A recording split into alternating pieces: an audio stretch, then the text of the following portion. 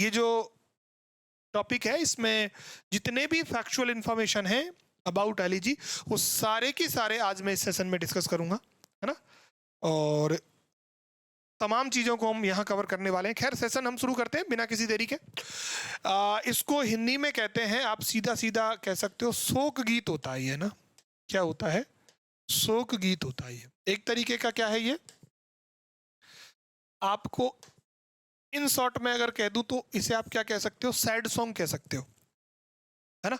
इसके रेफरेंस में जितनी भी बातें हैं वो सभी आज आप देखने वाले हो। तो शुरू करते हैं आज का ये सेशन। देखो जरा,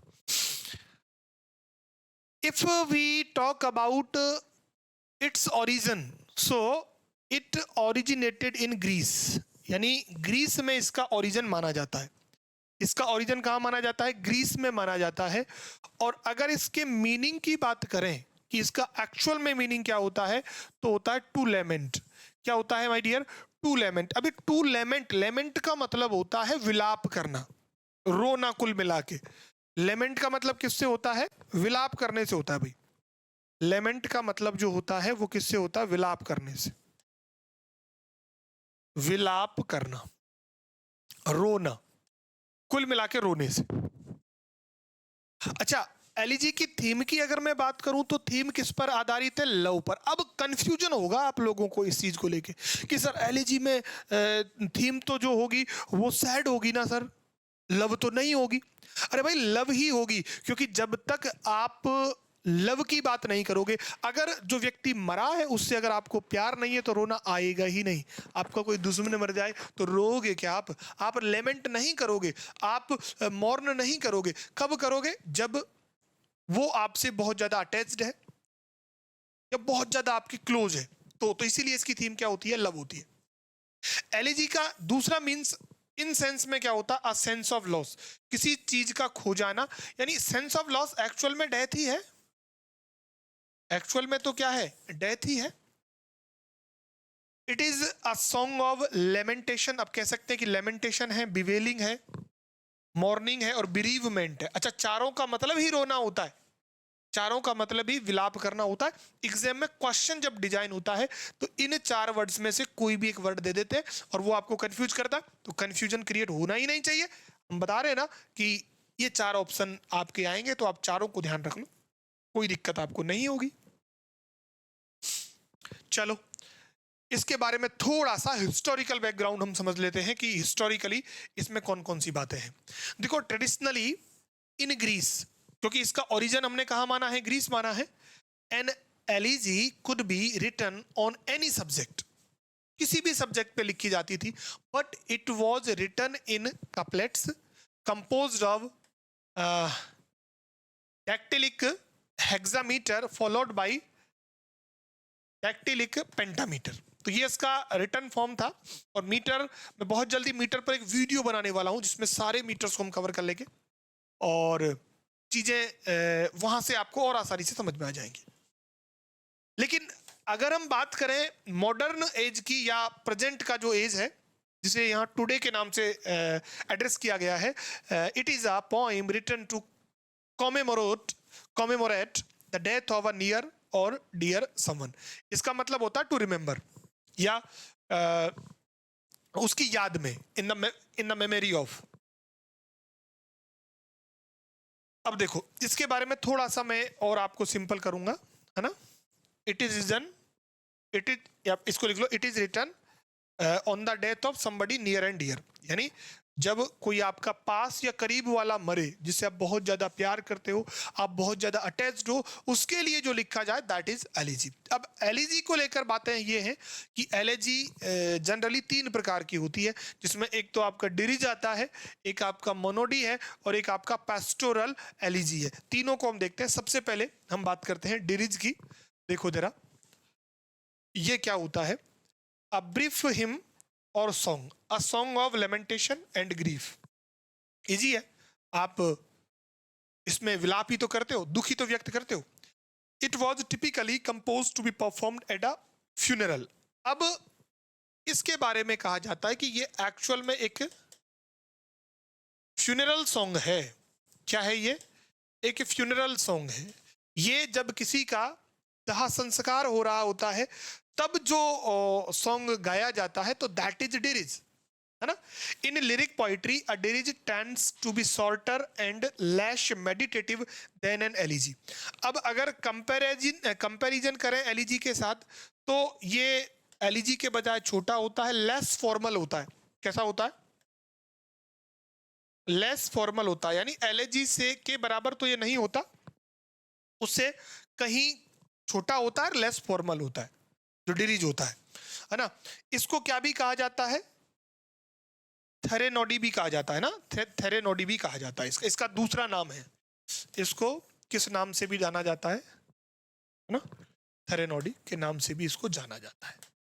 इसके एग्जांपल्स के रूप में देखें तो, है ना, क्रिस्टीना रोसेटी का अडिरिज एंड सर फिलिप सिडनी का रिंग आउट योर बेल्स, ये दोनों इसी कैटेगरी के एग्जांपल्स हैं। आप इनको ध्यान रखो, चीजें आपको काम आएंगी। क्लियर? चलो, सेकंड की अगर मैं बात करूं, दैट इज मोनोडी। अब मोनोडी में शब्द है ना, मोनो शब्द आया हुआ है, और मोनो का मतलब होता है सिंगल। क्या होता है भाई? सिंगल होता है। मोनो का मतलब किससे होता है? सिंगल से होता है। तो an elegy sung by a single speaker, it is sung by a single speaker, is called a monody. और इसके एग्जांपल्स की अगर बात करें तो मिल्टन का Lycidas on the death of Edward king, है ना, और पीबी शैली का एडोनियस, जो किसकी डेथ पर है? जॉन कीट्स की डेथ पर है। तो ये दोनों मोनोडी। और ऐसा कोई भी सॉन्ग या सैड सॉन्ग या एलिजी जिसे कोई एक सिंगल स्पीकर ही यहां पर गा रहा है, दैट इज मोनोडी। वो एलिजी का एक प्रकार है, दैट इज कॉल्ड मोनोडी। उसमें सिंगल स्पीकर होता है। मोनो शब्द से आप अंदाजा लगा सकते हो, जब शब्द मोनो दिया हुआ है, फिर जाहिर सी बात है कि सिंगल की बात की गई है। इसके बाद नेक्स्ट जो है वो है आपका पेस्टोरल एलिजी। अब ये पेस्टोरल जो शब्द है ना, ये एक्चुअल में रूरल बैकग्राउंड से जोड़ता है, रूरल बैकग्राउंड से जोड़ता है। और रूरल बैकग्राउंड में भी ये गडरिये वाली बात आ जाएगी, है ना। यानी an elegy in which the poet assumes himself to be a shepherd, वो अपने आप को, पोइट अपने आप को क्या मानता है? गडरिया मानता है, शेफर्ड मानता है। बिवेलिंग, और वो विलाप करता है the loss of a fellow shepherd, अपने साथी शेफर्ड की डेथ पर वो विलाप करता है, मौर्न करता है, लेमेंट करता है। That is known as pastoral elegy. Country side की बात हो जाएगी, यानी रूरल बैकग्राउंड तो कंट्री साइड की बात हो गई। कहां की बात हो गई? कंट्री साइड की बात हो गई, है ना। रस्टिक लाइफ की बात हो गई, ये किसकी बात हो गई? रस्टिक लाइफ की बात हो गई। तो उस सेंस में जो है वो आपका कौन क्या कहलाता है? पेस्टोरल एलिजी कहलाता है। तो ये तीन प्रकार हो गए। एक बार मैं आपको फिर थोड़ा सा बता देता हूं। देखो, एक तो हमने देख लिया, इसमें क्या हो गया हमारा, जस्ट ए मिनट। एक तो हमारा हो गया डिरिच, मोनोडी और पेस्टोरल एलिजी। अब एलिजी की कुछ विशेषताएं होती है, उनको हम जरा यहां पर देखते हैं। देखो, कैरेक्टरिस्टिक्स की अगर मैं बात करूं तो एलिजी के अंदर पॉइंट सबसे पहले क्या करता है? जो भी म्यूसेज हैं यानी कि देवता हैं, उनको इन्वोक करता, आह्वान करता है। इन्वोक का मतलब क्या है? आह्वान करने से है। द होल नेचर जॉइंस दम इन मॉर्निंग, और पूरा की पूरा जो इन्वायरमेंट है ना, नेचर जो है ना, वो विलाप में सम्मिलित हो जाता है। Point अक्यूजेज the guardian spirit of negligence, है ना, जो इनको गार्डियन स्पिरिट को वो ब्लेम करता है। The point reflect on the nature of destiny और फेट, यानी इसको कहते हैं डिग्रेशन, जिसमें वो भाग्य की बात करता है, डेस्टिनी की बात करता है। इसके बाद फिर वहां पर क्या होता है? प्रोसेसन, जुलूस निकलता है, डेड बॉडी को लेके जाते हैं, तो वो फिर जुलूस निकलता है मॉर्नर्स का, या वो एक साथ जो आते हैं रोने के लिए। आप जैसे हमारे जो कल्चर में भी ऐसा होता है ना, उसको शायद रुदाली प्रथा कहते हैं, जो एक साथ बैठकर रोते हैं, है ना। Different types of flowers are described, और अलग अलग प्रकार के फ्लावर्स का भी चित्रण यहाँ किया जाता है। Poet feels consolation from the fact that the departed soul has become immortal, और लास्ट में वो अपने आप को कंसोल फील करवाता है, ये कहते हुए कि जो व्यक्ति मर गया है वो अब कैसा हो गया? इमॉर्टल हो गया है ना। और लास्ट में क्या है? अ नोट ऑफ होप, यानी होप की बात वहां की जाती है, होप किसी चीज को लेकर रखी जाती है, तो ये आपका अ नोट ऑफ होप हो जाएगा। तो ये कुछ मेन मेन जो कैरेक्टरिस्टिक्स हैं, इसमें अ नोट ऑफ होप भी होता है, अपने आप को कंसोल करता है कि आत्मा तो इमोर्टल हो गई है। डिफरेंट फ्लावर्स का जिक्र होता है, मॉर्नर्स एक टोली में आते हैं, है ना। और पॉइंट नेचर ऑफ डेस्टिनी और फेट की बात करता है। पॉइंट शुरुआत में गार्डियन स्पिरिट को नेग्लिजेंस, यानी उसकी लापरवाही, यानी वो शुरुआत में जो गार्डियन स्पिरिट है, यानी कि ईश्वर को वो गलत ठहराता है कि उन्होंने इसकी जान ली है, लेकिन बाद में वो मान जाता है। और पूरा की पूरा नेचर, यानी कि सभी लोग, मतलब नेचर भी रो रहा है, इस तरीके से लगता है। और पॉइंट देवताओं का आहन करता है। तो ये कुछ एक इसकी विशेषताएं है ना। अब एग्जाम में जो एक्चुअली क्वेश्चंस बनते हैं वो फेमस एलिजीज को लेकर बनते हैं, तो उनकी चर्चा हम कर लेते हैं। वैसे तो खूब सारी है, लेकिन कुछ एक मैंने यहाँ पे इंक्लूड की हुई है। जैसे सबसे पहले हम बात कर रहे हैं एडमंड स्पेंसर को लेकर। तो एडमंड स्पेंसर का एस्ट्रोफिल, है ना, एस्ट्रोफिल पेस्टोरल एलिजी है, और इसको लिखा गया है on the death of Philip Sidney. किसकी डेथ पर लिखा गया है? फिलिप सिडनी की डेथ पे लिखा गया है। और इसको इंग्लिश की पहली पेस्टोरल एलिजी कहा जाता है। किसको? एस्ट्रोफिल को, जिसको एडमंड स्पेंसर ने फिलिप सिडनी की मेमोरी में लिखा हुआ है।